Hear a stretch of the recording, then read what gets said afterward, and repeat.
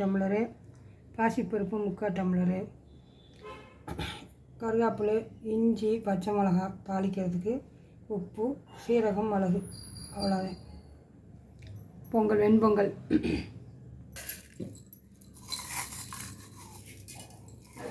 3/4 tumbler பாசிப்பருப்பு போட்டால் 1 tumbler அரிசி போட்டால் நல்லா இருக்குது, பதமாக இருக்குது.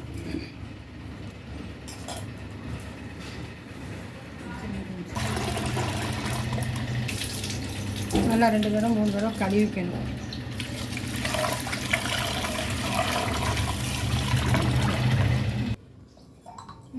ஒரு டம்ளருக்கு 3 டம்ளர் அரிசி, 1 டம்ளர் அரிசிக்கு 3 டம்ளர் தண்ணி. பருப்பு 3/4 டம்ளர் போட்டுக்கனால 1 டம்ளர் சேர்த்தி கொடுக்கலாம்.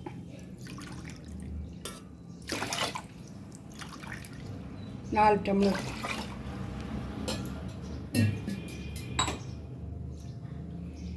சீரகம், மிளகு இது மட்டும் போட்டு வேக வைக்கலாம். போட்டுக்கலாம்.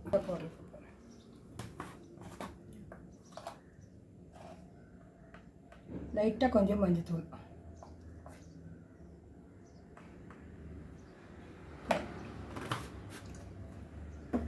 உப்பு, கல்லுப்பு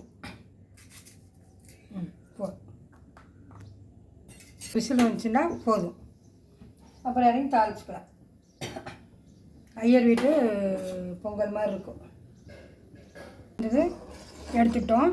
இன்னும் கரெக்டாக ஆயிடுச்சு. நீ தாளிச்சு கொட்டும்போது கொஞ்சம் எரியிச்சு சரியாக வந்துடும். நெய் ஒரு 50 கிராம் நெய் ஊற்றி தாளிக்கணும்.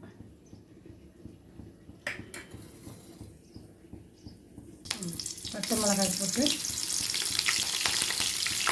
இஞ்சி, கருவேப்பிலை கலந்துட்டோம்னா முந்திரி பருப்பு,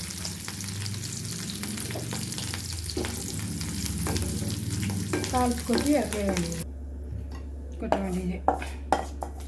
ஏற்கனவே நாங்கள் எண்ணெய் ஊற்றிருக்குறோம், அதனால் நெய் போட்டுக்கிறோம்.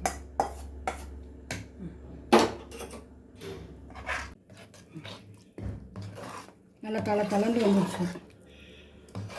ஒரு நிமிஷம் இருந்துச்சுன்னா பக்குவத்துக்கு நல்லா வந்துடும். நல்லா டைட் ஆகிடும். ஒரு தட்டில் போட்டு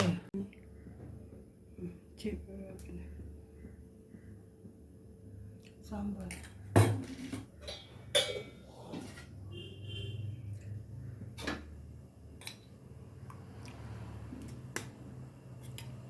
சாம்பார்.